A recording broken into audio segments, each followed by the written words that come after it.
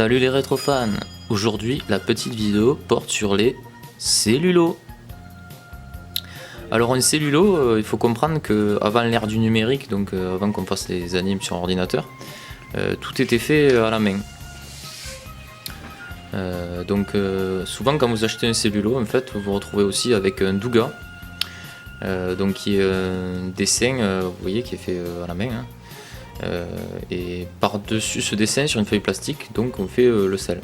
Donc on peut voir qu'il y a des zones, donc on vous montre des zones à peindre plus tard en fait. Les zones d'ombre aussi sont détaillées. Chaque sel, chaque douga donc un numéro, aussi un numéro de layer. Donc A, B, C, D c'est le numéro de couche, en fait c'est le la lettre qui correspond à la couche. Et le numéro, c'est ce qui correspond à la séquence. Alors là, on va voir le cellulo en lui-même. Donc pourquoi ça s'appelle un cellulo? Parce que c'est un celluloïde en fait. Un cellulose, pardon, cellulose. Donc comme on peut voir, c'est peint en fait sur le revers du cellulo. Voilà, je vais vous le retourner. Voilà. Donc chaque couche est peinte séparément, évidemment.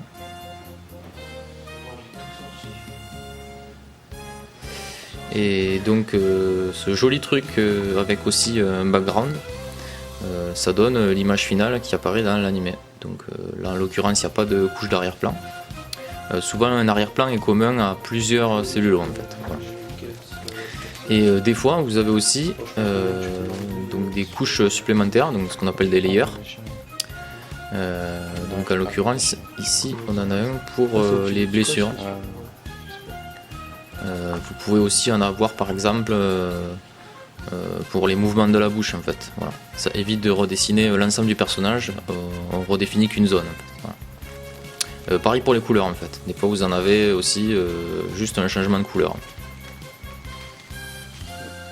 Donc un sel c'est plutôt cool, hein. C'est comme avoir une partie de l'animé. C'est carrément sympa. Donc voilà, souvent aussi en plus donc de ces éléments vous vous retrouverez avec ça. Donc ça c'est un timesheet en fait. C'est sur ça que les animateurs donnaient des instructions par rapport au timing des images dans la séquence en fait. Voilà.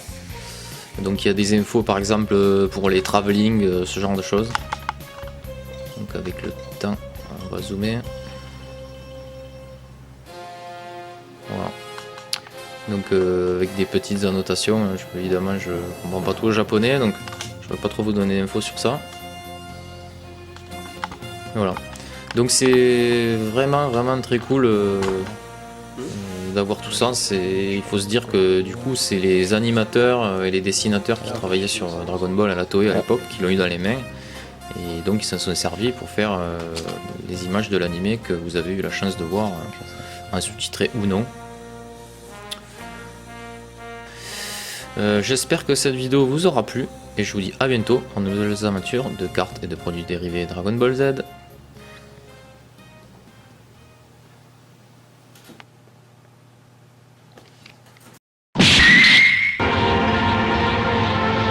Maintenant